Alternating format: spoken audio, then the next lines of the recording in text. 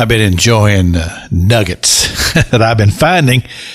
1 Thessalonians chapter 4. Fascinating passage of Scripture. Our brother Paul, he's teaching us so many different things in this. And one of the nuggets that I found was in verse 6, where he talks about defrauding.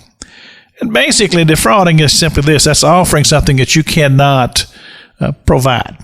And that can be done by offering something that doesn't belong to you. Maybe you've taken your neighbor's lawnmower and you put it in a paper and you're going to sell it when the neighbor's not there. Maybe somebody else's car.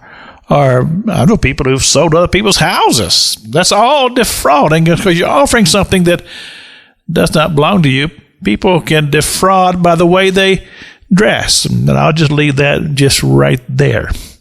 But the truth of the matter is that when you defraud somebody, then you're violating somebody else. And there are some people who, they have no problem with that whatsoever.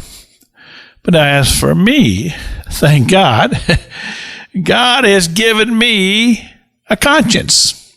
And my conscience tells me that I should do everything that I can to be truthful and honest in business dealings. And as I walk my walk, I was at a store not too long ago. And you know how when you got a buggy and you got things up the top, and then sometimes there are things down the bottom. And when the cashier was cashing me out, there was something down at the bottom that they did not get. And I'd walked out of the store. I was loading things in my car. And I looked down and I saw that, and I said, I don't think that my cashier rung that up. Now, I'm just going to tell you, I know people who would have said, nope, I'm just going to take this home because I'm outside the store. I didn't get caught. But my conscience said, no, you need to go back in there and you need to tell them, look, I don't believe you rung this up. Here's my receipt. Tell me, do you see it on there? The cashier looked and she said, no, it's not on there. I said, well, then ring it up and I'll pay you. Because to me, to do otherwise would have been defrauding. It would have been dishonest. And you see, I know that sometimes people say, well, Pastor King, that's just silly. I mean, you're out of the store. But see, the truth of the matter is that I know and God knows and my conscience knows. And I thank God for a conscience that tells me that I have to be honest before God. I have to be honest before mankind.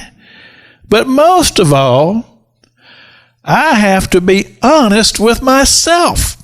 And I remember a very dedicated teacher that I had one time, Mr. Irvin Toadvine. He told me, he said, if you can't be honest with anybody else, he just didn't tell this to me, he told it to the class. If you can't be honest with anybody else, at least be honest with yourself. And I believe that's a principle that you can take with you every day, and it'll serve you well. This is Pastor Jack King with the gospel on the radio broadcast.